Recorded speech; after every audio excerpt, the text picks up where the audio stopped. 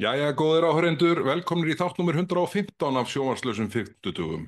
Við þurfum að byrja að biðjast afsökunar á að hafa klikkað á þætti í síðustu viku. Það bara var of mikið að gera. Í mörg horn að líta í aðdraganda þingsetningar og ýmiss konar verkefni sem þarf að vinna í því tengdu. Þannig að við biðjumst forláts og við ætlum ekki að hafa þáttinn tvöfaldana lengt í kvöld, þrátt fyrir þetta. Það Við kemur frekar að læra af reynslunni og láta þetta ekki gerast aftur. Já, Alveg ekki strax aftur. Já, ekki strax, já. En sko, við erum nefnilega, við erum knappir í hinn endan á þættunum vegna þess að það er svona sameiginlegur hittingur stjórnarandstöðu þingflokkana brest á. Það sem við ætlum að gera okkur glaðan dag saman, þingflokkar Sjálfstæðisflokks, Miðflokks og Framsóknarflokks. Og svona... Það þarf að rifja upp fyrir þeim hvernig er að vera í stjórnarandstöðu, hvernig menn farið að því. Já, við erum í góðri æfingu, en ég held þetta að verið alveg stórskemmtilegt samstarf og muni vera veita ríkisstjórnarflokkunum mikið aðhald þessi hópur sem að hér kemur sér fyrir á fjórðu hæðinni. Það fer eftir í hvort þið taka leiðsögn. Já, en ég hef lúmskan grunum að þetta við eftir að ganga vel. Þannig að en allavega, við byggjumst forláts á því að klúðra þetta í síðustu vikum, lofum bót og betrun, en það er aldeilis margt sem við gerst síðan við sátum hér senast. Já, það er ekkert upp á það. Þingarhafið. Þingarhafið. Eða hvað? Já, þingsetningafundurinn er búinn. En þingfundur dagsins í dag, við erum að taka upp 4:00 á fimmtudegi. Hann var sleginn af vegna þess augljósa að það er í rauninni ekkert í spilunum að hafa hefðbundið þingfund þar sem mælti fyrir málum nema stefnuræðu forsætisráðherra sé búin og umræður hana. Það er bara mjög einfalt. En önnur formsatriði búin, maður komið sæti í þingsalunum. Já, hverju? Ég er komin aftur svona á svipaðar slóðir og ég var svona í upphafi. Já. Þá sátum við þarna í þessum sætum hlið við hlið, ég og Bjarni Benediktsson, þegar við vorum báðir að byrja á þingi 2009. Já. En þetta er dálítið svona miðflokkskverfi og nokkrir ágætir aðrir einstaklingar þar í kring. Þú náttúrulega ert ekki eins mikillega hættu þegar þú dregur, þú ert þingflokksformaður og þið fáið sérstök sæti. Já, fáum bestu sætin í salnum. Þetta var ekki svona þegar ég var að byrja. Þess vegna þurfum við ekki að fara í ræktina. Sífellt standandi upp og rjúkandi hingað og þangað. Já, ég veit, þetta er alveg sanngjarnt. Þið eru alltaf á ferðinni, út og inn og ég held að þetta sé nú alveg skynsamlega ráðstöfun. Nú, það var messað og forsetinn kom. Auðvitað ámerki hvarta yfir svona hlutum að því að ég er mjög fylgjandi hefðum. En oft og svona í auknum mæli finnst mér svona ræður og þessum degi vera farnar að hafa þann blæ að þingmanninni séu svona eins og krakkar í sumarbúðum og það er verið að útskýra fyrir þeim. Hvernig lífið gengur fyrir þeim. Já, það hefur verið svona algengt og einhvern veginn svona, já, nú er ég búinn að hlusta á 8 svona predikanir. Ég held ég geti sagt að meiri hluti þeirra hafi svona verið með full miklum umöndunartón. Já, einmitt. Og kannski er þetta markmið en ég átta mikið á því, sko. Já, svo getur maður líka spurt hvað á þetta fólk svo sem að segja. Það þarf að finna upp á ykkur að segja. Já, það er alveg rétt. Líklega væri nú kannski best að tala bara alltaf hvað Ísland er frábært og þurfa að verða betra og hvað tækifærin eru mikil. Tækifærin mikil, já, akkurat, það er alveg rétt. En allavega þetta kláraðist og fór allt vel fram. En svo er ekki búið að mæla fyrir stefnuræðu forsætisráðherra.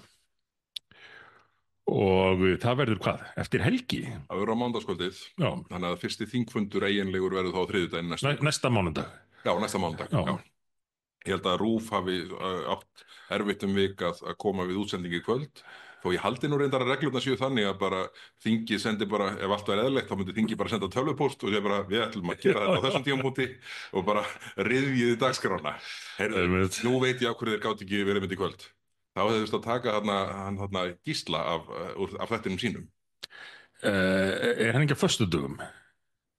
Já, það? Heitir þetta ekki föstudagskvöld með Gísla? Ég held þetta heiti lögardagskvöld með Gísla Martini. Já, ég veit ekki. Ég er ekki sérfræðingur. Nei. Herðu, ég fekk sessunaut. Ég er náttúrulega við þingflokksformenn fáum bara 1 sessunaut af því að við erum svona til endana. Já. Og ég fekk Ásu Berglindi Hjálmarsdóttur, þingkonu Samfylkingarinnar úr Suðurkjördæmi við hliðina á mér.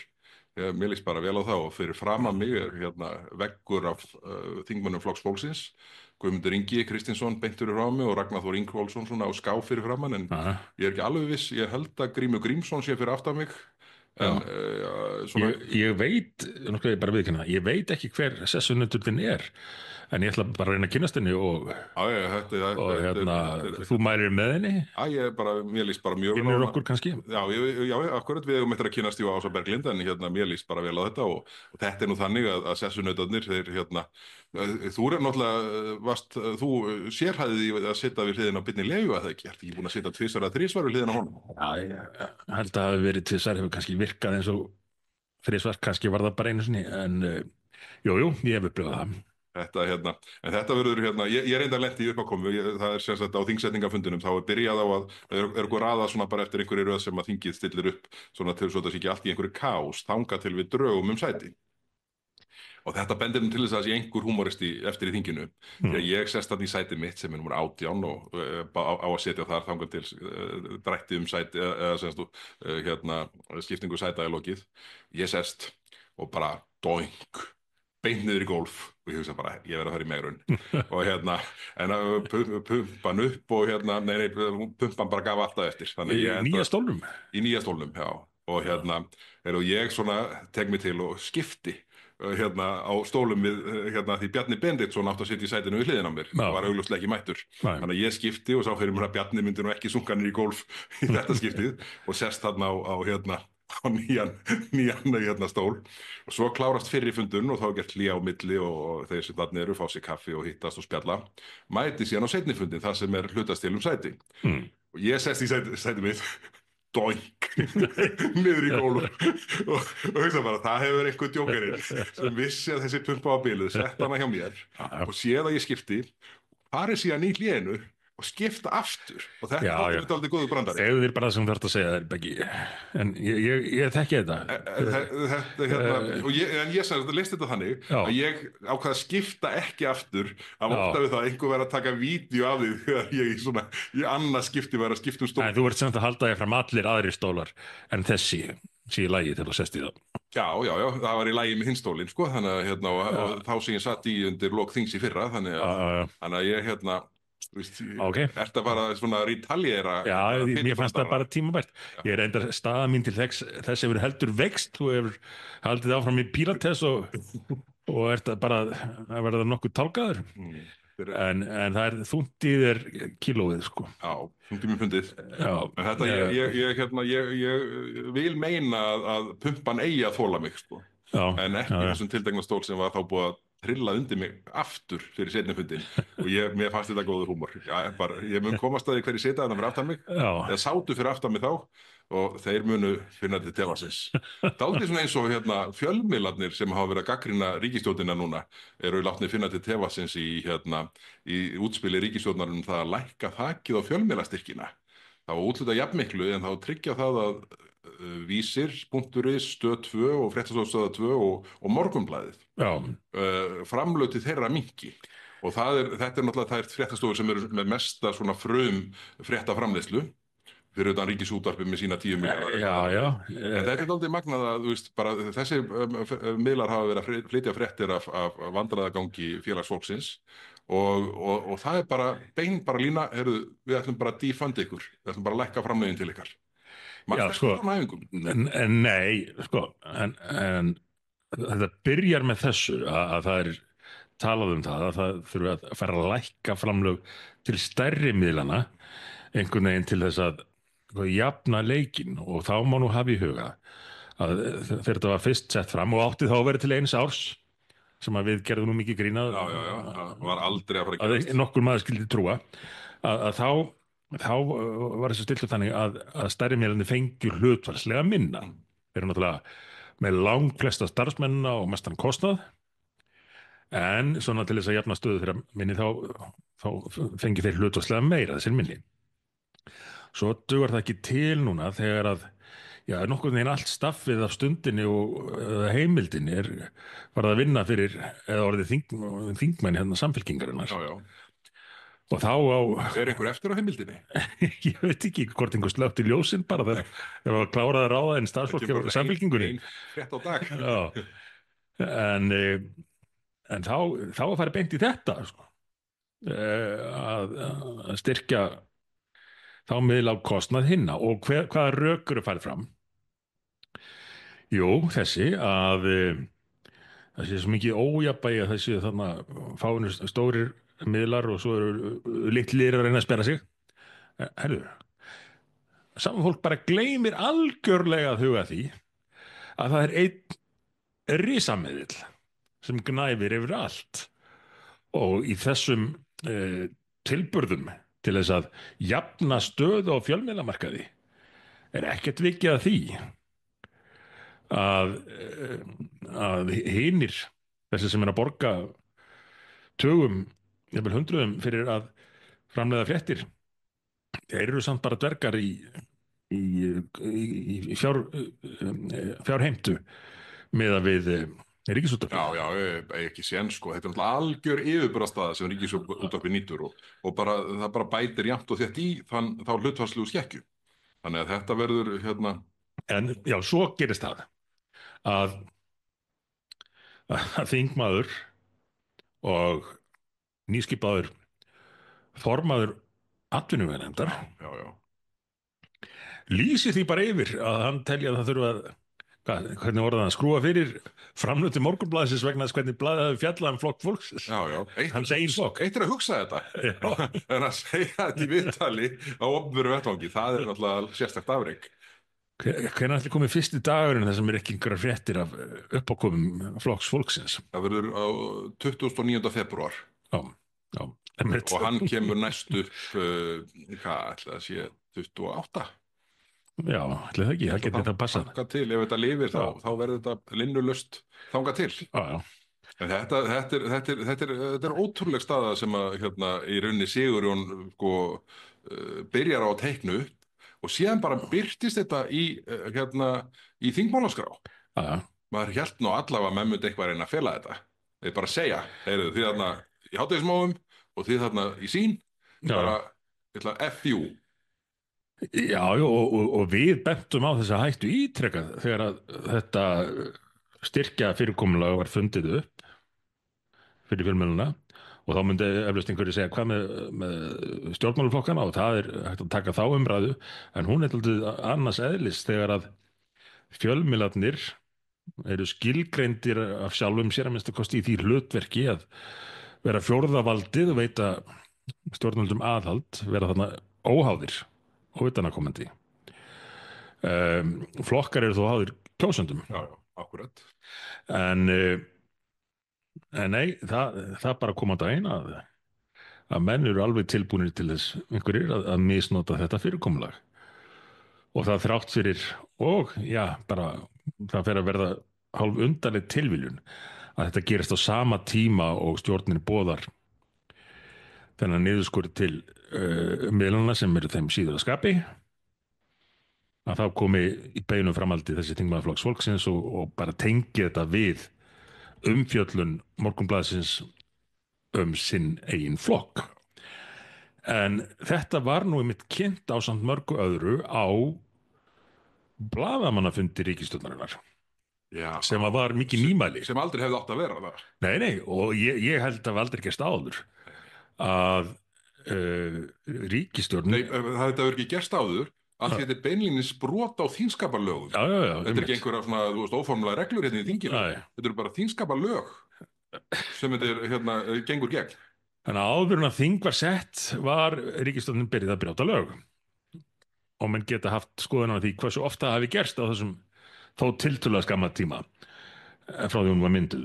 En allavega í þessu tilviki þá á það ekki að gerast að þingmálaskrá ríkisstjórnar sé birt áður en þingmenn hafa fengið í hendur og þess vegna er svona, ég segi ekki seremónía í kringum það en þetta er ákveðið fastmótað ferli að þingmenn fá í trúnaði stefnuræði forsætisráðherra og þingmálaskrá nýrrar ríkisstjórnar í umslagi sem að þeir megi ekki tjá sig fyrir en bara við stefnur það. allt samkvæmt trúnaði. Já, Já. en nei, þarna bara fyrir ríkisstjórnin og En þetta er ekki bara serimónían sem að ég nú, væri nú nægt tilefni og þetta sé svona partur af þeirri virðingu og þeim hefðum sem að hér eru og þingskapalögum, heldur er ástæða fyrir því að þingmenn eiga að fá stefnuræðu forsætisráðherra og þingmálaskrá í afhenta 2 sólarhringum, semst 48 klukkustundum fyrir þingsetningafund. Það er til að þingmenn geti glöggva sig á innihaldinu. Því að þetta atvikast þannig að þarna er haldinn blaðamannafundur klukkan 4 daginn áður og þá eru þetta allir fjölmiðlar sko bara leið og honum er lokið þá byrja menn að óska eftir hringja og spyrja hvað finnst þér málum svona, bara hvaða málum ská? Já, ég hef ekki séð neitt og komið tölvupóstur en þetta eru sko 30 blaðsjúður eða hvað sem þetta er og ég er ekki búin að fara í gegnum þetta, þannig að það er ástæða fyrir því og þú veist að þetta er útfært með þessum hætti en sko það er einhvern veginn við sjáum til dæmis þennan slag þingflokksherbergin. Sko mörgum finnst þetta nú óttalegt svona pjátur en þetta er samt einhvern veginn dálítið svona teiknar upp þá mynd að ríkisstjórnarflokkarnir ætla að nálgast þetta þing á forsendum sem að er nú kannski ekki allar góðar og svona má ramma inn í eina setningu með því að þau nálgist hlutin út frá því að hugsa ég á þetta, ég má þetta og það er góð byrjun á kjörtímabili. Og svolítið svona eiginlega hallærislegt fyrir sigurvegara. Það er eitt að vera góður tapari og annað líka að vera góður sigurvegari og þegar að búið er að takast þetta að mynda þessa sérkennilegu ríkisstjórn að fara þá beint í að reyna sko, að rústa öllu eins og menn geta gagnvart hinnum, gagnvart stjórnarnastunni þessi stjórn þarna, manstu, 7 ára 7 mögru árin hún þá allavega hún var með smá húmor í upphafi manstu hvað hún kallaði fyrsta stjórnarsáttmála sinn já, það var ákveðlegt stjórnarsáttmála um samstarf Vinstri grænna samstarfsflokks og Framsóknarflokks og Eflingu Alþingis og það var hægt að hafa gaman af þessu og kannski hélt aðeins aftur að þeim en þessi stjórn myndi af flokkum sem að sumir hverjir, eða fulltrúar þeirra voru nú búin að grenja sig hása yfir valdbeitingu ríkisstjórnarinnar þar á endan að þeir vilja bara bæta þeim betur. Já. Og ég smá samúð, ég skal viðurkenna það, bara smá með sjálfstæðismönnum í þessu máli af því ég hefðarsinni og ég gekk í gegnum þetta 2009 þegar Framsóknarflokkurinn var þá búinn að vera í ekki 60-70 árið en hvað í sínu græna herbergi. Já, ég ætla að skjóta þín í. Það var nefnilega merkileg tilviljun að þegar Alþingishúsið var gert upp hérna kringu 2001-2 það var flett allir málningunni af áratugum af málningu, mörgum lögum og herbergin málið í upprunalegum litum. Og þá kom fyrst í ljós að herbergi Sjálfstæðisflokksins var blátt og Framsóknarflokksins var grænt og Alþýðuflokkurinn var með gult og eitthvað svona. Þessa sögu þetta ekki. En allavega, ég tók smá slag fyrir því að hefðunum, já. Og eftir einn fundunum með forseta þingsins þá af því að það var á þeim tíma talað um Sjálfstæðisflokki sem bláu höndina þá verið kallað græni nefin af því mér var mikið niðri fyrir í þessu máli en hefur nú ekki beitt á mannin heldur bara borðið en allavega það fór eins og það vor og við sjáum hvernig þetta fer en það er greinilegt að þessi ríkisstjórn telur sig hafa þörf svona dálítið fyrir að sanna sig eða sýna sig. Já, akkurat. Ég held að það sé alveg hárrétt og það lýsir í sjálfu sér ekki endilega styrk eða sjálfstrausti. Það gæti jafnvel sko lýst ákveðinni minnimáttakennd að nú þurfi að sýna af sitt og það er ákveðin list að ráða við að vera stóribróðir. Ég heyrði í Þjóðmálum að ritari forsætisráðherra hefði verið rekinn. Já, þeir voru að segja frá því. Hún Er það ekki ritari sem var hjá... Já, mér, jú, og mörgum öðrum. Og alveg frábær, sko. Alveg sérstaklega skemmtilega og góð. hún byrjaði held ég Halldóru Ásgrímssyni, var hjá Geir Haarde, Jóhannu Sigurðardóttur, mér, Bjarna Benediktssyni, Katrínu Jakobsdóttur, Bjarna Benediktssyni aftur og svo bara núna bara, það þá er hún dregin. var hún dregin nýtt gengi komið í bæinn og það var bara reyðið allur vegi. Það er ekki víst að þetta verði svona til þess að gera göngutúrin framundan þægilegri. Nei, einmitt. En þetta verður þetta verður áhört að fylgjast með. En allavega nú eru nú sjáum við svona þingið fer af stað á þriðjudaginn, með stefnuræðin á mánudaginn, þingfundir á þriðjudaginn og svona þingmálaskráin, það ég held að sko blasi nú við að þarna eru nokkur furðumál sem að ég hafa nú séð fyrir mér svona aðeins þegar... Við hljótum að mig að tjá okkur hana fyrst að búið að halda blaðamann. Já, annað verið fráleitt sko, annars ef allt verið eðlilegt þá mættu við það ekki, en nú er bara ekkert eðlilegt lengur. Þannig að það eru þarna mál sem að er einhvern veginn mér sýnist allt stefni að þetta verði alvöru vandamál milli stjórnarflokkana það sem snýr að strandveiðunum. Síðan er þarna hellingur af endurfluttum málum misgóðum og þarna er náttúrulega bókun 35 sem menn náttúrulega setja allan kraft í sem hluta þeirri vegferð að draga okkur inn í Evrópusambandið. Við sjáum þarna kílómetragjaldi, það virðist enn eiga að hækka kolefnisgjöldin sem voru þó hækkuð sko 54–60% í fyrra, svo dæmi sé tekið. Þannig að það er fullt af málum þarna sem þarf að leggjast að fullum þunga á móti. Já, ég heyrði þingflokksformað Viðreisnar í þætti ásamt þér, Silfrinu. Já. Aðspurður hver væru helstu áherslumál flokksins. Á byrjan á því að nefna bókun 35. En erum aldeilis komin með trausta bandamenn í því, í flokki fólksins. Já, já. Ég veit ekki eins og hvort Samfylkingin er eins spennt fyrir málun eins og Viðreisn og að því verið flokkur fólksins. Ég held nefnilega ekki. Ég held nefnilega að sko Kristrún átti sig á hættunni sem í þessu felst sko. Því að það sem mun auðvitað gerast er að umræða mun hverfast þetta. Sérstaklega eins og í stefnir að Þorgerður Katrín vill bara að menn bara treysti því að Jóhann Steingrumur hafi gert gott mót gagnvart því sem þeim köflum sem búið er að loka eins og það er kallað. Já. Þannig að til þess að koma sem hraðast þarna inn í hlíuna þá bara verði bara rætt það sem eftir var og hitt bara látið standa. Það verður bara haldið áfram sömu viðræðunum og sigldu í strand þarna 2012. Já. Þannig að þetta ég hræddur að svona hagur lands og þjóðar sé ekki í forgangi í þessari vegferð og ég hef á tilfinninguna að Kristrún hún er alveg örugglega sammála Þorgerði Katrínu. En ég held hún átti sig á vandræðum sem þetta getur skapað fyrir allt annað pólitískt starf sem þau ætla sér að vinna. Já. Þannig að ég held að... Mér finnst það líklegt.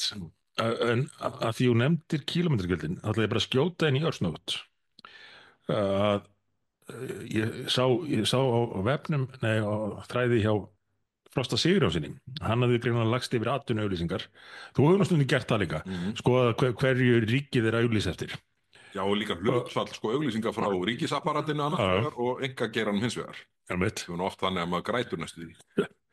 En hann birti þarna auglýsingu að nú á að ráða inn 2 nýja loftslagsfulltrúa til að framfylgja refsigjöldum Evrópusambandsins sem okkur varðum nú svo tíðrætt hérna á síðasta kjörtímabili.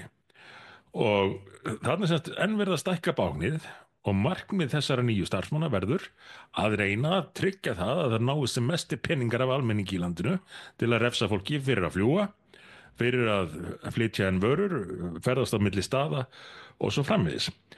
Þannig að þessi ríkisstjórn, þrátt fyrir atriðið sitt það sem auglýst var eftir sparnaðaráðum, hún virðist ekkit vera endilega að huga sparnaði fyrir almenning. Nei, og nei, bara algjörlega. Þetta er þessi skrýtna mynd sem er að teknast upp og að því þú vísar til sparnaðaráðana, þá er það auðvitað þannig að það sem ég hef gagnrýnt þeim bara fínt að óska eftir hugmyndir frá almenningi og fyrirtækjum og fólki út á bæ bara, engar athugasemdir við það. En það sem er gagnrýnivert er að ríkisstjórnin leggja ekki línurnar hvar þau ætla að stíga inn. Því að þar er auðvitað aðgengi að upplýsingum og hægt að sjá í gegnum það hvar svona mesta sóunin og óráðsíðan hefur grafið sig og óþarfinn. Já, það er bara alveg nauðsynlegt. Eins og er nú reyndað til umræði í Bandaríkjunum núna, þar sem að einhverju hafa sett út á það að nýja sparnaðarráðuneytið hafi fengið aðgang að öllum tölvukerfum, Það er akkur það sem þarf. já, Aðgengi að upplýsingum. upplýsingum, reikningum og sjá í hvað er verið að eyða peningunum. En svo fær ríkisstjórnin smá búbót núna, eða ríkissjóður. Sá fréttum það að Kerecis, það magnaða fyrirtæki, er að flytja hugverkaréttindi sín frá Íslandi til Danmerkur. Mhm. En fyrir vikið komi sem nefnir 40 miljörðum króna í ríkissjóð Já, í formi skattekna á þessu.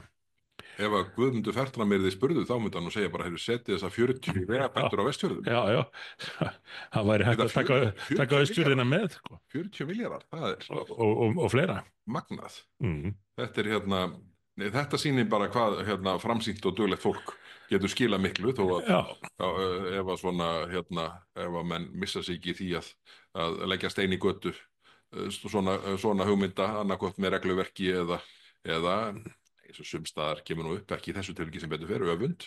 já, það vill brenna við. Hún er eitur sem að erfitt er við að eiga stundum. En það er mjög ánægilegt hvað Guðmundur hefur þrátt fyrir þennan mikla árangur hans með fyrirtæki sitt og eftir söluna verið samt áhuga samur þjóðþrifamál á Íslandi. Þú nefnir samgöngurnar á Vestfjörðum sérstaklega og hann hefur líka hann tjáði sig nú borgarlínuna af skynsemi Já. og svona kveikti aðeins í þeirra umræða aftur þegar við vorum búin að reyna það í langa tíma og flugvöllin ég man ekki betur og mikilvægi hans. Ég var að ræða flugvöllin. Við þurfum að ræða flugvöllin. Þetta er algjörlega ótrúleg staða. Nú setjum við hér á 50. eftirmiðdegi og á laugardaginn, á hindaginn, á að loka annarri brautinni. Mm. Þetta er, það er ekki bara alvarleiki málsins gagnvart flugi, flugöryggi, sjúkraflugi og bara tengi stöð og miðstöð höfuðborgarinnar sem stjórnsýslu á Íslandi og aðgengi landsbyggðarinnar höfuðborginni, heldur þetta líka bara, er þetta ekki að fara að sprengja þennan ömurlega meirihluta sem Reykvíkingar sitja uppi með? Það getur gert það, held ég. En þá er spurningin, verður nýji meirihlutin enn ömurlegri eða skánar hann? Já, lengi getur vont vestnað. En þannig eru nefnilega nokkri möguleikar í þessari skák. Já. Og svona ef maður horfir á tölurnar, þá gæti það enda þannig að Sjálfstæðisflokkur og Framsóknarflokkur endi einir í minnihluta og flokkarnir sem fyrir eru kippi með sér, sósíalistónum, Flokki fólksins og VG aftur. En hvað heldurðu með Framsóknarflokkin í Reykjavík? Leggur hann í að sprengja meirihlutann? Hann er með 3% í könnunum. Hvað er þið með 4 borgarfulltrúa í dag, á grundvelli hvað 18%? Og borgarstjóran? Já. Og miðflokkurinn sem á ekki fulltrúa eins og sækir standa er með 2-falt meira fylgi í Reykjavík. Heldur að við þessi restæður þeir leggja í það? Eða ertu að gefa til kynna að hinir geti bara ákveðið að slaufa Framsóknarflokknum, flokki borgarstjórans úr samstarfinu? Ég held að hinir séu til í næstum því allt til að slátra þessum flugvölli í Reykjavík. Já, það höfum við séð. En vandamálið gæti nú svona, þetta gæti orðið snúið að einhverjum ekki, en ég held að því þeir ætla að gera þetta með svona tæknilegum róttökum. Þú veist, láta þétta byggðina upp af flugvöllinum, leyfa trjánum að vaxa þarna upp í himinhvolfið í Öskjuhlíðin og þar fram til götunum. Já. Þá er nú líklegt miðað við viðbrögð Ingu Sæland og útskýringar á því að hvernig allt í einu stuði bókun 35 og fleiri mál sem hún hefur skipt skoðun á, þá sjáum við væntanlega bara fyrir sér að geta útskýrt fyrir fulltrúa Flokks fólksins að það sé bara mikill stuðningur við flugvöllin í Vatnsmýrinni hjá þessum hópi sem þarna myndar meirihlutann og þeim sé alveg óhætt að vera þarna, svo bara halda þeir áfram með sín tæknilegu róttök hvert á öðru. Þetta er alls ekkit útilokað og ertu í rauninni að birta þetta sem spá hérna í þættinum. Já, því miður. Og hefur nú stundum náða að spá ágætlega. Ég held að þetta er það sem ég óttast, bara fyrir flugvöllin, fyrir Reykjavíkurborg og íbúa borgarinnar og landið allt. Og þá verði borgarstjórnarmeirihlutin í Reykjavík bara fullkomlega undir valdi ríkisstjórnarinnar eða ríkisstjórnarflokkana í sínu sameiginlega bralli og þar verða þá væntanlega ennþá fleiri uppákomur. Ég sá nú að það vakti athygli í fréttum í dag að því þingflokksformennirnir í stjórnarandstöðu sem að fara að hittast aftur og eftir Þið sendu frá Það ykkur. er nú gott betur en við þingflokksformennir sem Já, hittust já, eftir. við, Það er allt við, gengið. við óbreyttu þingmenni fáum að vera með, en þið voruð að senda á fjölmiðla tilkynningu. Já, við sendum það er þannig að við sendum tölvupóst á forsætisráðherra, Kristrúnu Mhm. Frostadóttur. Og það er nú þannig í þessu að það er náttúrulega mjög alvarleg staða sem er uppi varandi kjaradeilu kennara og sambandsíslensku sveitarfélaga. Og það fór að berast að því fréttir og maður aktar nú sjaldan og reynir að forðast að akta á kjaftasögur. Mhm. En svo bara þegar sko samhljóma saga fer að berast úr mörgum áttum, þá fer nú að verða líklegt að eitthvað sé til í því sem talað er um. Og það virðist vera á sunnudaginn síðastliðinn, þá hafi menntamálaráðherra stigið inn í þessa kjaradeilu Mhm. með algjörlega óforsvaranlegum hætti. Mhm. Og hún neitar þessu í viðtali við Morgunblaðið daginn eftir, frekar en 2 dögum seinna, en sko bara, og það er nú væntanlega ástæða þess að þessar fréttir byrja að berast að þessu, að mönnum ofbýður að menntamálaráðherra hafi sagt frá málunum allt öðrum hætti heldur en það raunverulega var. Mhm. Og við í rauninni þingflokksformenn Sjálfstæðisflokks, Miðflokks og Framsóknarflokks svona römmum málið þarna inn í pósti til forsætisráðherra sem núna er komin til fjölmiðla og spyrjum spurninga varða hvað gekk á þarna, bara hvort það sé rétt að menntamálaráðherra hafi þarna sendt fulltrúa sinn í karphúsið eða í húsnæði ríkissáttasemjara og lofað 2% ofan á allt sem fyrir var búið að semjum án þess að ráðfæra sig við fjármálaráðherra eða forsætisráðherra. Já, þetta er rétt, þá er þetta náttúrulega fullkomin nýlunda í íslenskri stjórnmálasögu. Já. Ég held að svona lagað hafi aldrei gerst áður. Nei, það er það sem reynslumenn segja. Já. Og í framhaldinu af þessu er fulltrúi ráðherrans þarna spurður hvort að í fyrsta lagi sé fjárheimild fyrir þessu og í öðru lagi hvort þetta sé með samþykki og vitund forsætis- og fjármálaráðherra. Þá verður nú lítið svör og skömmu síðar mæta ef rétt er ráðuneytisstjórar þessara tveggja ráðuneyta, forsætis og fjármála í karphúsið og ber af sér þau loforð sem settuðu verið fram og þannig að þetta er algjörlega ótrúleg staða sem virðist vera að tekna það staðn upp og Ásthildur Lóa ef ég man rétt, þá var hún í samninganefnd kennara bara fyrir stuttu síðan. Þannig að þetta er bara svörtu nægskónir eru ekki alvarlegt mál í samhengi við þetta þó að svona meðferð valdsins sé sannarlega alvarleg í því máli, þá er þetta svo ótrúlega framganga að ég get ekki ímyndað mér að þetta verði eftirmála laust gagnvart hinum stjórnarflokkunum. Og síðan eins og ég segi það að ráðherrann sé búinn að svara til þessa atburðarás með öðrum hætti heldur en virðist vera raunin, það hlýtur að þrengja mjög að. Þannig að fjármálaráðherrann, blessaður, utan þingsráðherrann, situr uppi með það núna samtímis að vera með líf flokksfólksins í hendi sér og þarf þá annarkvort að krefja hann greiðslur eins og flestir væru nú krafðir allir eða gefa það eftir eins og raunin er gagnvart engum.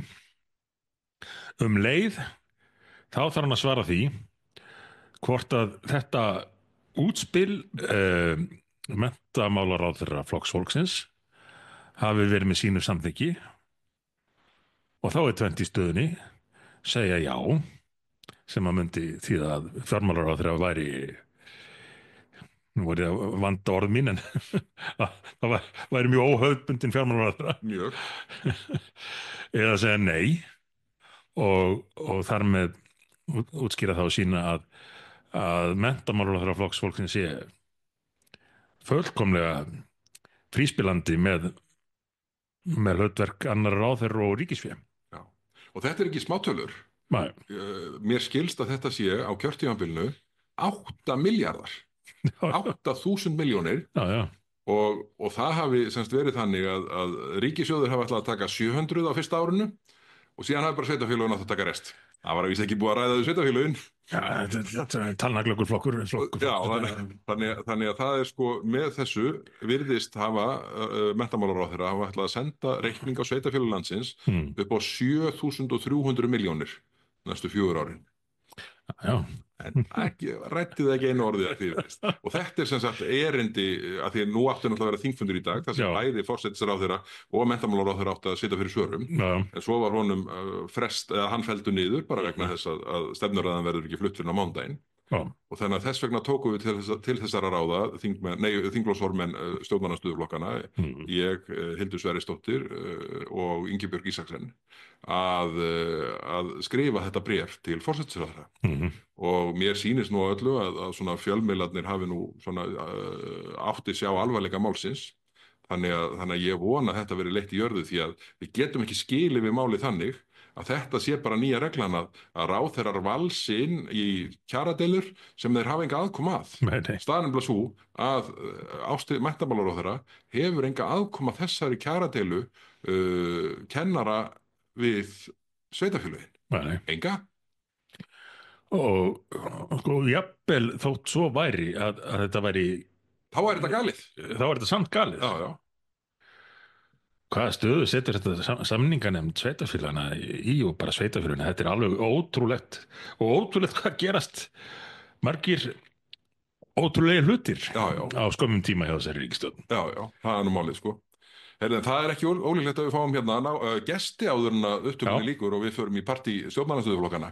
En hérna, eigum ekki að fara aðeins til útlanda fyrst? Fyrir maður til útlanda. Og byrja í Noregi. Byrjum í Noregi, byrjum nálægt okkur. Norska ríkisstjórnin féll. Já.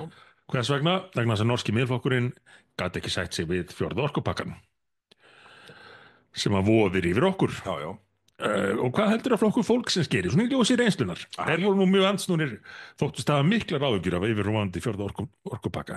Komu aðeins með okkur manstu í umræðan 3. orkupakkan, svona að loka sprettinum. Já, bara þeir áttu sig á því að þeir var einhvern veginn hálf kjánalegir að þeir ekki með okkur þarna. Já, en svo í framhald af því, það kláraðist allt saman og þá sagður við munum alla ákomi í veg fyrir 4. orkupakkan. Já, já. Ef að Þorgerður mætir með 4. orkupakkan, hvað gerir flokkur fólksins? Nú þurfum við nýja beggaspá. Herðu, spáin er svo að flokkur fólksins bara kingi og ég held að þau þurfi ekki að kingja ælunni eins og vinur okkar Brynjar Níelsson kallaði það. Ég held að þau séu bara búin að endurforrita sig. Já. Ég held að þau séu bara búin að nálgast að þannig eru hagsmunir okkar af því að vera hérna í þessari ríkisstjórn og komast að kjötgottlónum og gefa eftir málun okkar séu það miklir að við bara, heyrðu, við erum búin að kingja 450.000 krónum skatt og skerðingarlaust. Við erum búin að kingja bókun 35. Við erum búin að kingja borgarlínni.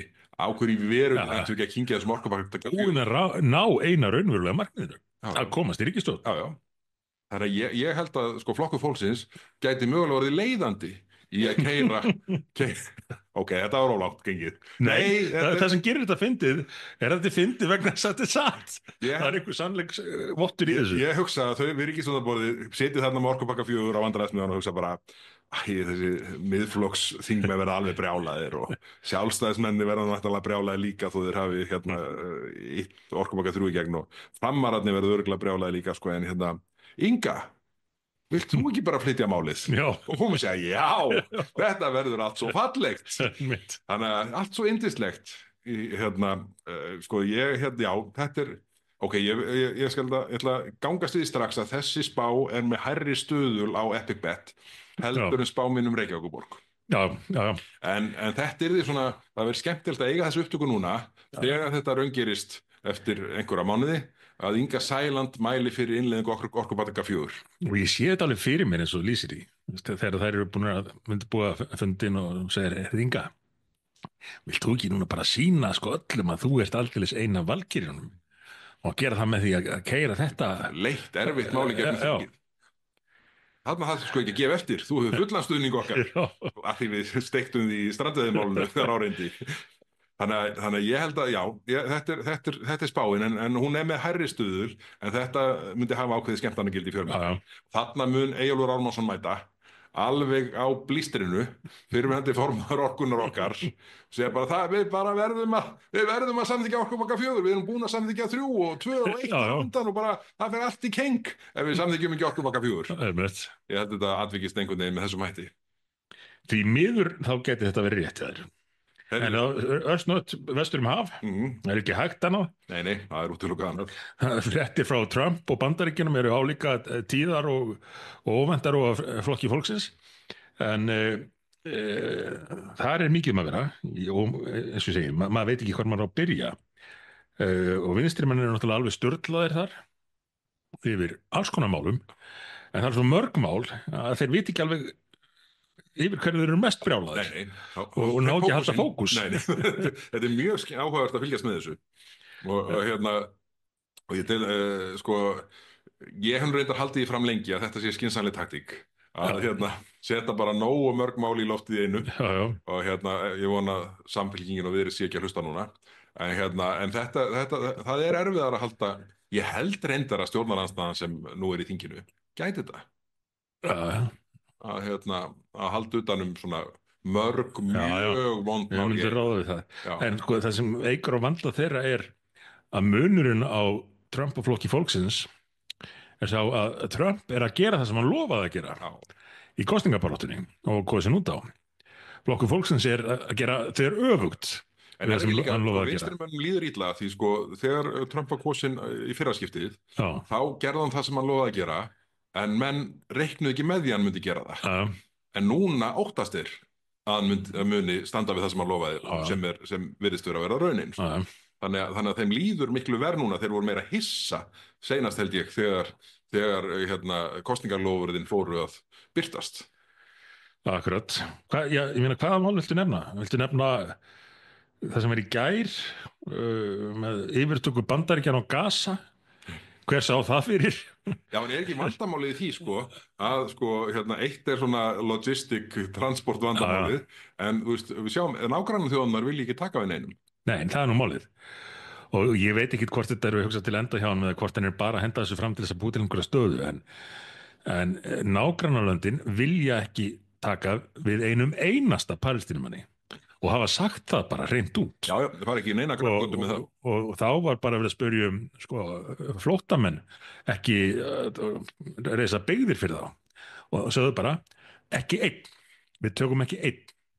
Enda þessi lönd náttúrulega eiga alltaf svona erfiða reynslu af því að hafa tekið á móti palestínumönnum frá þessu svæði áður og vandamáli sem að er náttúrulega með Gaza er að þannig eru hryðjuverkasamtök búin að vera við stjórnvölinn árum saman og ráðið öllu í því samfélagi og það er og við hefum nú rætt þetta hérna nokkur sinnum áður. Heyrðu, að því þú sagðir hver er munurinn á Trump og flokki fólksins þá er dettur mér í hug hérna, félagasamtök sem hafa forðast það lengur en flokku fólksins að halda aðalfund að halda hérna, landsþingið að svona Hamas.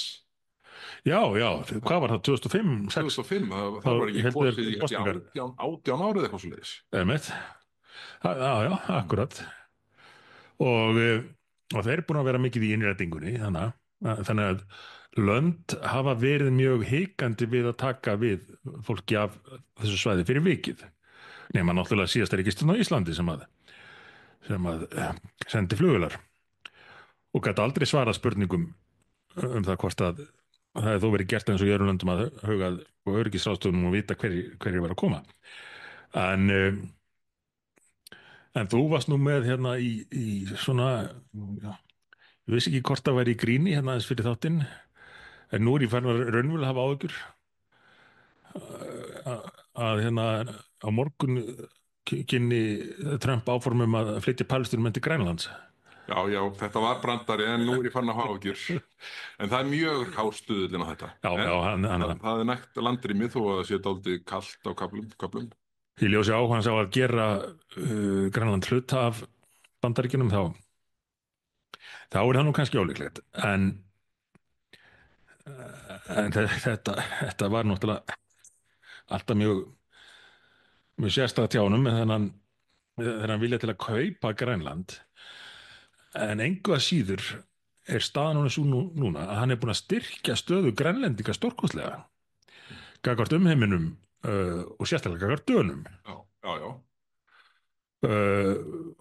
Og mér minnir að við höfum rætt þetta einhvern tímann fyrir. Þetta er kannski hitt endilega markmiðið að kaupa Grænland og gera það fylki í Bandaríkjunum en hann gæti tekið upp á því að nýta þessa samningsstöðu til þess á sama tíma að styrkja stöðu Grænlendinga og leið að efla stöðu Bandaríkjamanna í Grænlandi með stuðningi við uppbyggingu innviða þar og gegn aukinni viðveru Bandaríkjamanna og einhver slíkt. En svo annað, Bergþór, og við getum náttúrulega ekki rakið öll þessi dæmi það sem hefur verið að gerast í Bandaríkjunum bara síðustu daga. En nú mikið talað hjálparstofnun, skilgreindu hjálparstofnun Bandaríkjanna, USAID. Og þar eru stjórnvöld núna að ganga býsna hart fram og búið að senda öllum starfsmönnum tilkynningum að þeir þurfi ekki að mæta í vinnuna. En það standi til að fara yfir öll útgjöld þessara stofnunar. Og þetta stofnunum sem hefur haft ýmis verkefni með höndum og þetta er svolítið sláandi þegar að ráðast í það, nánast bara ætla að slá af stofnun með svo göfugt markmið eins og þessi stofnun sem á að snúast að hjálpa fólki í neyð og bæta kjör og aðstæður í þróunarlöndum. En svo bara kom á daginn við þessi úttekt sem nú ennþá í gangi að þessi stofnun hafði verið að því virðist verulega misnotuð og nánast orðið einhvers konar systurstofnun CIA í því að reyna að hafa áhrif á stjórnvöld í öðrum löndum, borga fjölmiðlum fyrir fjölmiðlaumfjöllun og styrkja meira að segja George Soros, þann ríka óerða segg, til þess að ganga enn lengra í sínum afskiptum af stjórnmálum hér og þar. Og svo alls konar svona gæluverkefni, það er rétt að kalla það sem hafa verið nefnd, smokkakaup fyrir Afganistan og útgáfa teiknimyndasaga í Suður-Ameríku og Transóper í Kólumbíu og einhvað slíkt. Þannig að það virðist nú vera að þessi stofnun hafi aðeins mist sjónar af hlutverki sín og markmiði. Já. En nú komin gestur í stúdíóið, Hildur Sverrisdóttir, þingflokksformaður Sjálfstæðisflokksins, velkomin. Velkomin. Og Ingibjörg Isaksen, svona væntanlega í hús, hvað hvernig? Takk fyrir að kíkja á okkur. Bara sjálfs. Það að fjölga þetta frammi. Minn heiðurinn. Við sögðum frá því hérna áðan að við varum að fara að hittast þingflokkar stjórnarandstöðuflokkana, gera okkur glaðan dag, aðeins að hrista saman hópana og það er spennandi þing framundan og það er óvanalega mikil efnisframleiðsla í gangi hjá stjórnarflokkunum. Já, fyrir okkur. Já, þetta er eiginlega bara svona valkvíði sem tekum við í byrjun dags hverju sinni. Við sögðum hérna aðeins frá, kannski betur inn á það þegar Ingibjörg mætt, en við sögðum aðeins frá spurningabrefinu sem við sendum á forsætisráðherra áðan. En svona, hvernig líst þér á þingflokkurinn sem að þú fer fyrir núna sem þingflokksformaður? Þetta er öflugur hópur, vel samsettur. Líst þér ekki vel á svona það sem framundan þó að þetta hljóta að vera viðbrigði að vera í stjórnarandstöðu, en við getum vottað það getur verið gaman. Já, nei, við erum alveg spennt. Þetta er þetta svona nýtt hlutverk í einhver tíma fyrir okkur. En ég heyri að stjórnarliðar eru mjög uppteknar að því að segja við alla að við séum algjörlega brjáluð við að vera ekki í ríkisstjórn og þess að séum við svona kumpin yfir öllu. Já, eða nokkur nema þau sem að halda það, er það ekki? Ég hef ekki orðið mikið vör við þetta brjálaði svo sem eiginlega alls ekki, og ég held að við séum að mörguleiti bara spennt fyrir þessu hlutverki.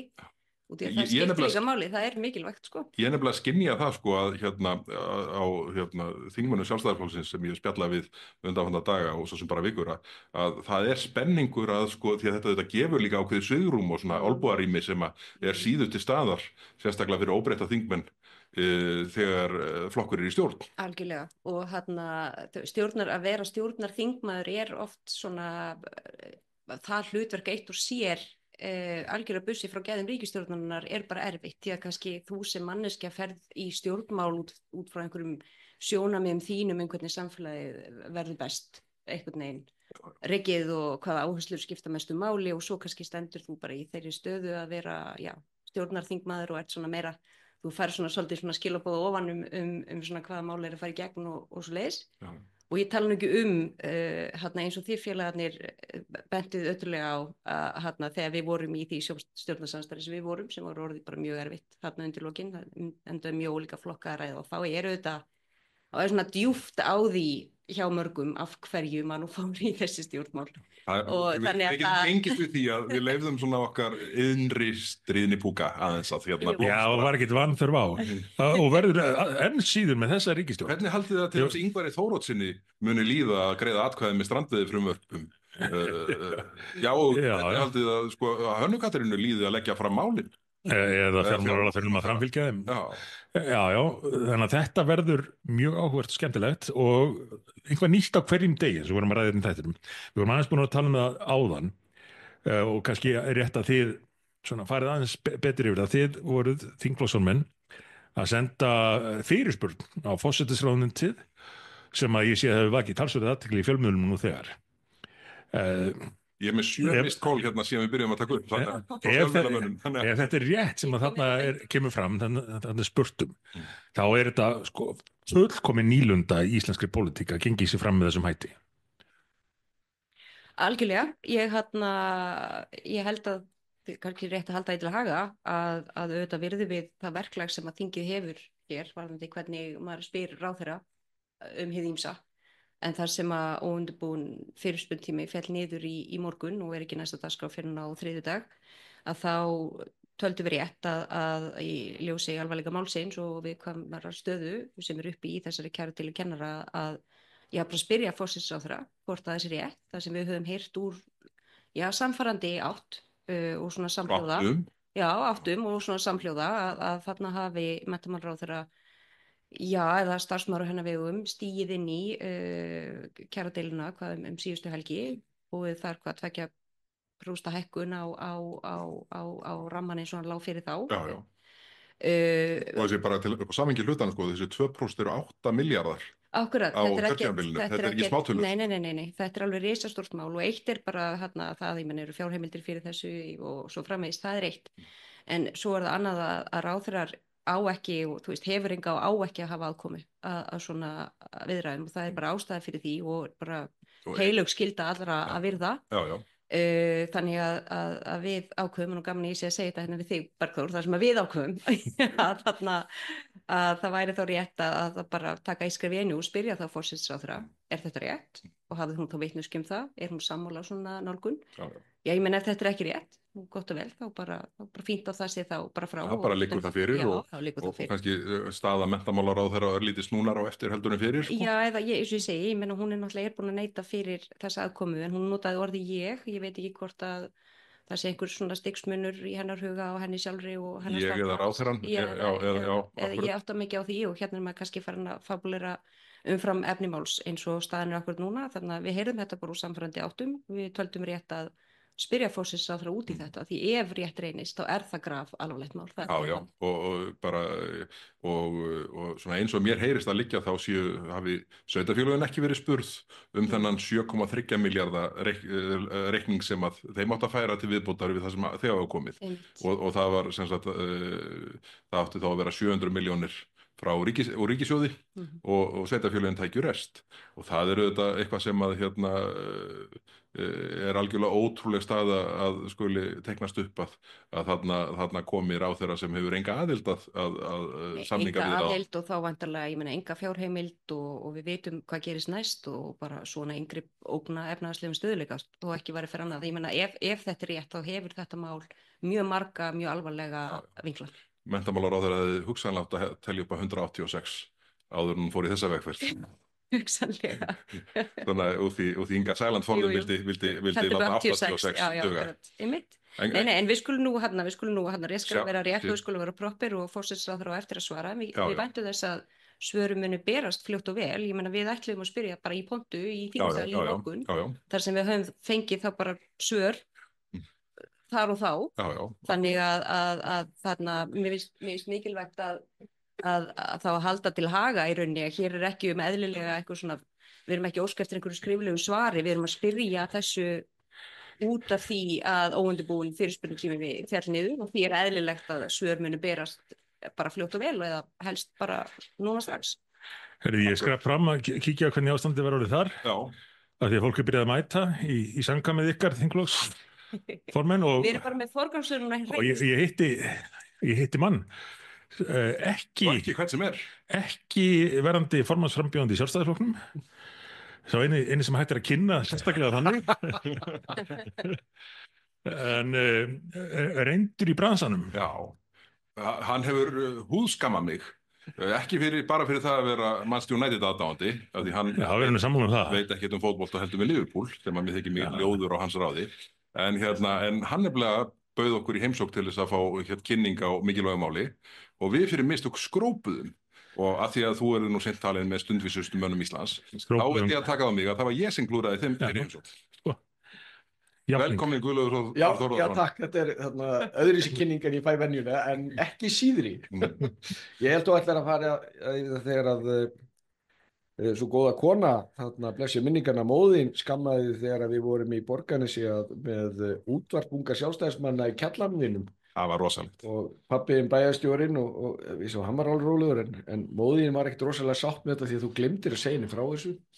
Og hún heyrði þetta í mann rétt einhvers staðar út í búð að það væri komið útastöð í kjallarinn og þetta flaut upp að því á þessum tíma vissu nú Borgnesingar flesti hvað símanúmer væri í mismunandi húsum og þarna þetta náttúrulega fyrir tíma GSM símana þannig að svo vorum við með innringitíma og þá var auglýst símanúmeri hjá bæjarstjóranum sem símanúmerið í útaf sús sem var ráðið sem ópólitískur en ég get vottað það að móðir mín heitinn, elskuleg, hún var ekki lukkuleg og safnaði öllum sínum pirringi vegna málsins saman og demdi á Gulla í dyragættin heima og ég stóð þarna skjálfandi á beinunum þetta atvikaðist þannig að við ætluðum að vera með útvarpssendinguna þarna í þá sjálfstæðishúsinu í Borgarnesi og það er náttúrulega staðsett á lægsta punkti bæjarins þannig að það heyrði enginn í þessar útsendingu og það var spurt Pálmi Guðmundsson sem er núna, er hann ekki á Sýn? Nei, hann er í Hádegismóum. Hann er í Hádegismóum, stóð saman auðvitað, hann er í Hádegismóum að hver býr á hæsta punkt í bænum? Ég astnaðist allir þessi geima og þannig svo bara allir sá Birgir nágranni að það voru einhverjir menn upp á þaki á mamma og pappa sem var fyrir loftneti og þetta var upp að því að móðir mín brjálaðist við Guðlaugur Þór Þórðarson. Það var nú allt í leið. Við vorum alltaf mjög góða vinir og hún mátti alveg skamma mig en það voru bara fullt af svona húsmaðurum í Borgarnesi sem að gera það svona endurum eins og maður kom náttúrulega bara sterkur eftir. En voru margir svona gaurir eins og þú í Borgarnesi? Já, ég held ég hafi verið bara svona mjög penn og prúður sko. Svona miðað við þessi þetta var svona svolítið öðruvísi þegar maður reyna að útskýra þetta fyrir börnum, ég er nú ekki byrjað á barnabörnunum, hvernig þessi hluti voru þá stendur maður sjálf að segja því að þetta hljómar ekkert rosalega vel. En þetta var nú bara svona norm, en ekki hefði maður viljað missa af þessu.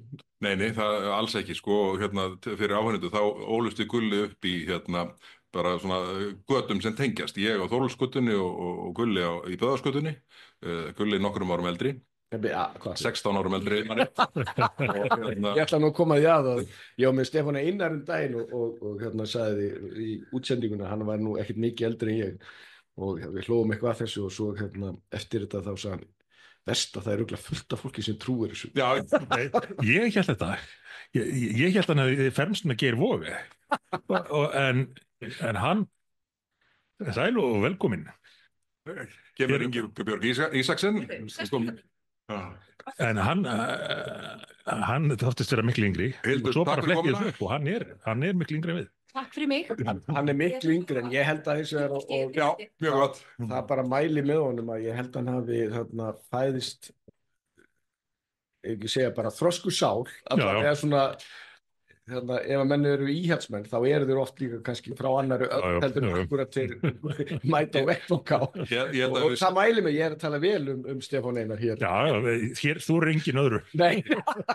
Grimmast Íslendingurinn samkvæmt áramóta það uppgjöri sjónvarpsins á 5 daga en ég held að ef við setjum sko Stefán Einar og Snorra Másson saman í herbyggi þá myndi ekkert dvalarheimilið taka við þeim raunverulega aldri. Ingibjörg Ísaksen, takk fyrir að kíkja og gaman að sjá þig. Já, bara takk fyrir bjóða mér. ekki byrjað að fjölga hérna frammi? Er þingmenn og starfsfólk byrjað að detti í hús? Herjú, Við sögðum frá því að við verum að fara hérna starta sameiginlegu knalli stjórnarandstöðu þingflokkana. Já, við byrjum undan stjórninni, sko. Já, enda ég held að stjórnin sé nú ekki hérna í neinum, sko, það væri einhverju svona viðgerðarbaukar sem þau bara setja í sig núna, sko, með ástand síðustu daga. En jú, það er allir að týnast inn. Er það ekki? Jú, og komið stemming hérna frammi. Og ég sé að þið eru byrjaðir. Já. Er þið búin að vera lengi að það? Takk fyrir að segja það sem Ingibjörg er að vísa til hlustendum er að það verið byrjað að tala. Við taka hófst fyrir tæpum klukkutíma. Taka hófst fyrir, rúmum klukkutíma núna.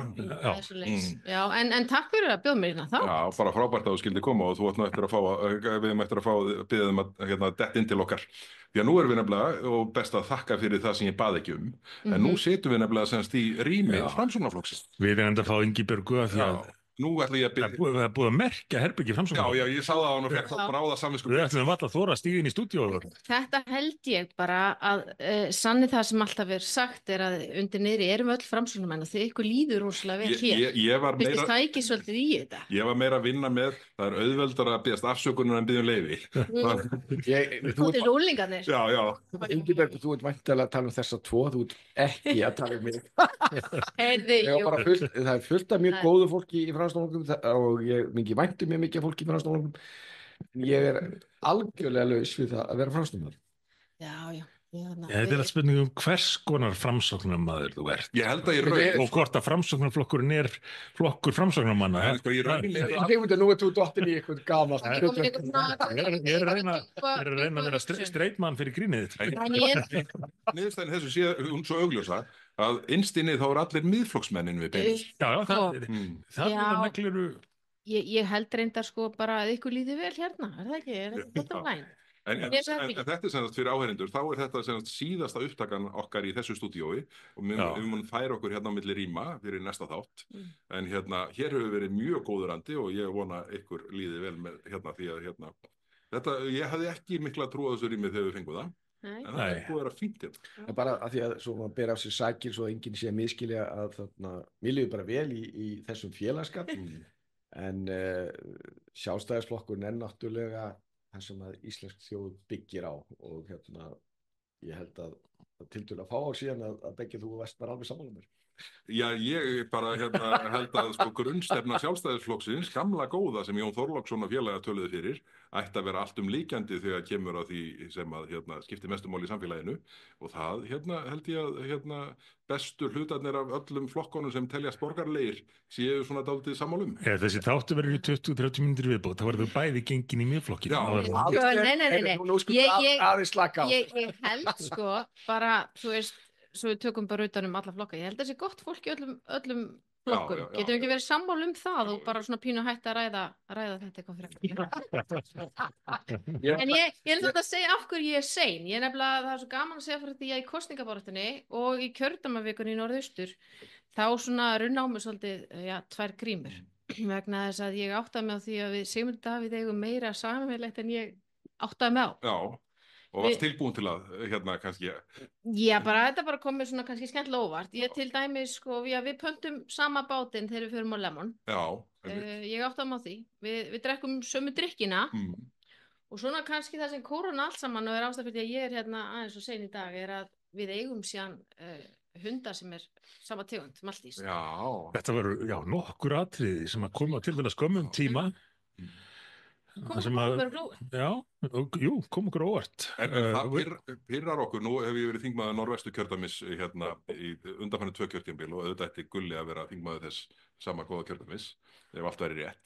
En það pirrar okkur þingmenn Norðvesturkjördæmis og ég held Suðurkjördæmis líka, hvað er gaman í kjördæmavikum ykkar í Norðausturs. Já.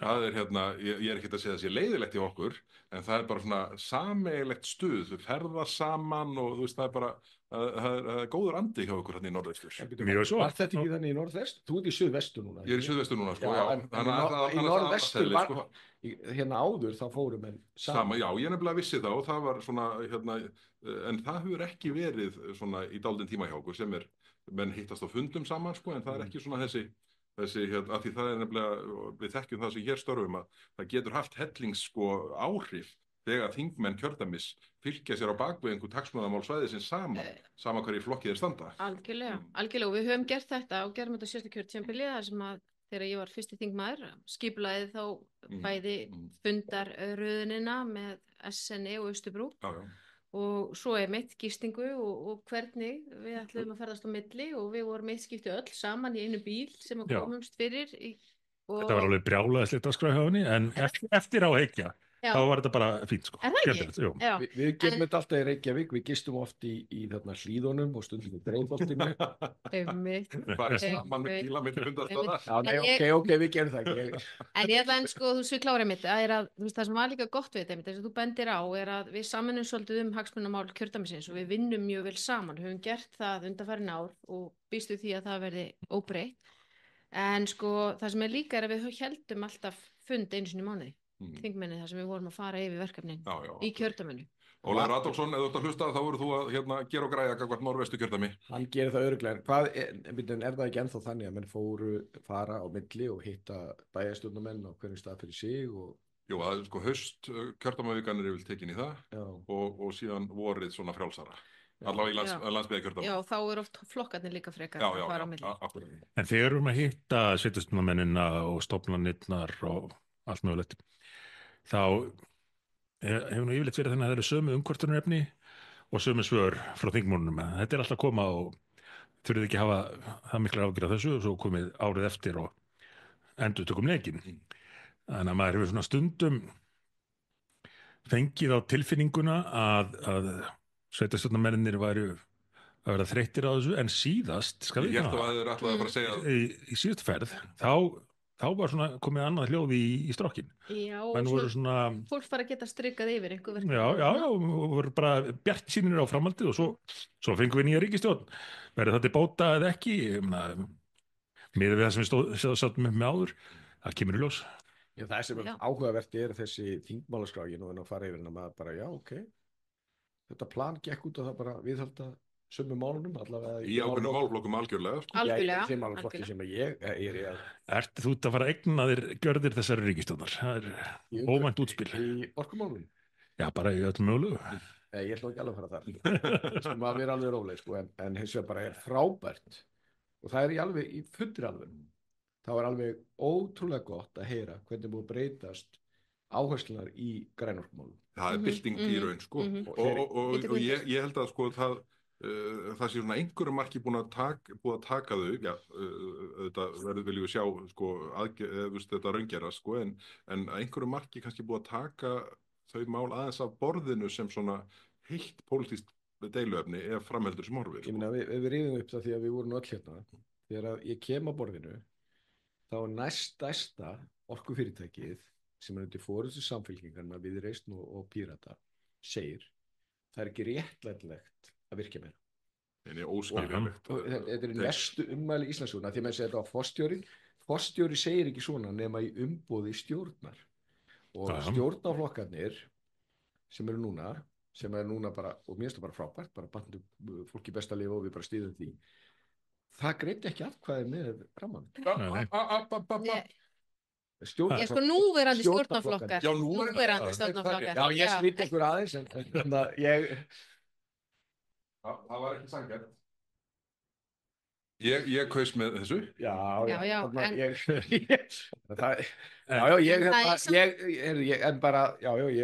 hins vegar sko, ég er ekki að halda því fram að þið tveir hafi ekki haft skilning á því að það verður að nýta orkuna í landinu.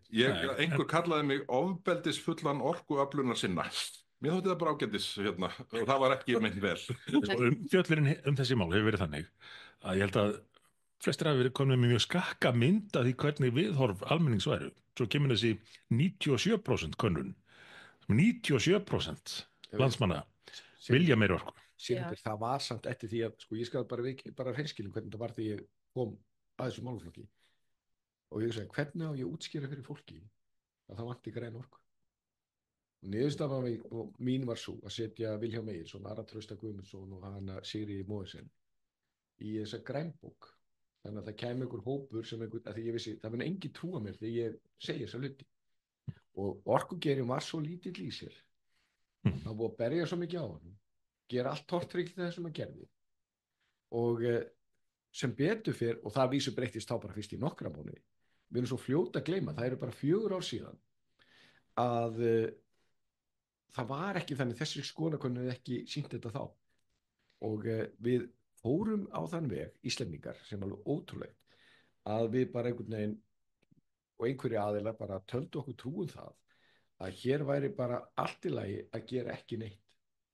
Já og allt og lengi en svo líka bara í þessum málaflokki að þá voru sko viðhorfin í báða enda. Það var annarkvort þeir sem bara sögðu það vantar engu orku og allt í góðum málum og svo voru aðrir sem vildu bara virkja. Það náðist ekkert einhvern veginn að tengja þetta fólk það var bara ekki reiðbúið til að mætast einhvers staðar. Og núna eru þetta umræðan það, jú okkur vantar orku og við notum mikið af grænni orku heimilin en það sem að kannski hefur ekki mikið verið rætt að ég held að 60% af því sem iðnaðurinn notar aðkeypt olía, innflutt olía. Þannig að það er verk að vinna vissulega og við þurfum að finna einhverja leiðir í því hvernig við getum náð markmiðunum okkar. Hver verður orkutörf Íslands eftir 20 ár og 30 ár og hvernig ætlum við að ná því? Ég held að það sé rosalega mikilvægt líka. Já, það er alls ekki þannig að 60% orku innanins kemur frá olíu, alls ekki. Já, það kom fram í samtökum iðnaðarins, samantæktinni af þeim, ef mann rétt. Nei, það er útilokað. Það er hérna náttúrulega sérsta okkar legið því að við erum hérna með iðnað sem og það er mikilvægt fyrir okkar álfu og vestræna heim að álverin til dæmis og stóriðan verði áfram í vestræna heimi. Sigmundur hefur oft og því báðir vakið athygli á þessu en sko við erum með algjör sérstöðu þegar kemur að því hvað við erum með hátt hlutfall af grænni orku en sko og það er ekki takt að þú verður að það er ekki stjórnmálamaður sem getur setið bak við skrifborð og ákveðið, heyrðu við ætlum að auka 3% núna, 5% núna þetta er bara, þú getur ekkit eins og ástæða fyrir að manni finnst sko Landsvirkjun er það þeir eru náttúrulega bara varkátt ríkisfyrirtæki og þeir vilja tryggja að þeir geti selt orkuna og þegar þú ferði í orkumannverki, segjum það að við verðum að stýra orkufyrirtæki að þá er það 5 ára eða þú veist nokkur ára prósess það fyrir eftir því hvort að það sé sko vatn, jarðvarmi eða vindur en aðalatriði máls er þetta að það voru hérna upp sem að bara einhvern veginn óðu uppi sem að dróu upp alveg ótrúlega skarka mynd af sko málum og þeir byrjuði að segja, heyrðu við þurfum að vera rosalega fram með loftslagsmál svo áttu þessi á því að það þýðir að við þurfum að fara í græn orku og taka út olíu þá hættu þetta loftslagsmáli.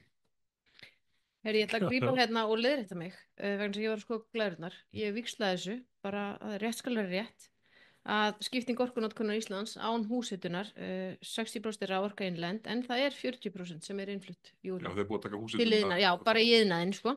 Þannig að það er allavega með við samtök iðnaðarins og upplýsingar sem ég frá þeim það er væntanlega vélar og flutningastöð sko. Það er ekki það eina sem að knýrið það fram úr sitt iðnaðar það er sko nokkrar bræðslur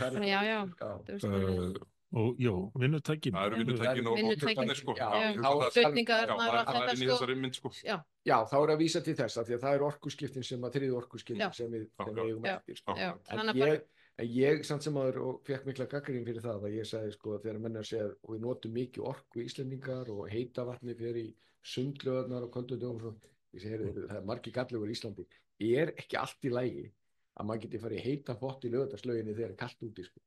Já, nákvæmlega við erum að njóta þess að lífskeiða já, en staðreyndin er þessi að þegar kemur virkilega kaldur dagur Reykjavík út af því ekki út af núverandi stjórnendu orkuinnhendur sem undanum gengið þá þarf þetta að fara til þá Sigurgeirssonar og Seltjarnarnesi til að komast í heitan pott sko. já. Það var ekki til heitt vatn Heyrðu, nú þurfum við að fara í partí Er það ekki? Það er þannig, en þetta þýðir bara eitt Sigmundur, nú fljótlega þá fáum við þá saman hérna að ræða orkumál Guðlaugur Þór Þórðarson og Jóhann Pál Já. Til í það. Er það ekki Heyrðu. komið? Herðu. Það ég að vera með í þeim þætti, en mér óvekjum. Herðu, Ingibjörg, takk fyrir að kíkja og við höfum eftir að hóið þig aftur fljótlega þegar skemmtileg mál eru uppi. Við fórum yfir áðan með Hildi brefið okkar sem við sendum í dag. Þannig að við skulum ekki endurtaka það, en það eru mikil viðbrögð við því og enda spurningarnar mikilvægar. Og ég held að þetta verði ég hlakka mikið til tímans framöndan. Ég held að samstarf stjórnarandstöðuflokkana hvað það varðar að veita þessar ríkisstjórn aðhald verði mjög gott. Hann hefur svo mikla trú á ykkur. Þetta er mjög góðu, ég meina starfið okkar núna, þetta stundatíma sem við höfum unnið saman, að það bara Það verður bara skott. Já, er það ekki? Kæru áhörendur, bara takk fyrir að hlusta í dag. Við mætum hér aftur að viku liðinni í nýju stúdíói. Þá verður Framsóknarflokkurinn búin að taka yfir þetta rými. Já, hvað er þetta stúdíó? Ég veit bara að Snorri Másson er búin að tala endalaust að þetta verið í lagi. Hann er náttúrulega vanur hlaðvarpsmaður. Ef við værum í byggingabransan að ræða við Snorra, þá væri hann millimetramaður, við værum í sentimetrónum, hvað nákvæmlega var. Metrónum. Já, eða metrónum. Herri, takk fyrir komuna, kæru vinir, og nú förum við og sláum í skál og gott kvöld. Kæru áhorfendur, takk fyrir að hlusta, heyrjumst að vikuleiðinni. Bless, bless. Takk fyrir, bless. Bless. Sko, eitthvað bóðið, ég tróði. Já, það er svolítið.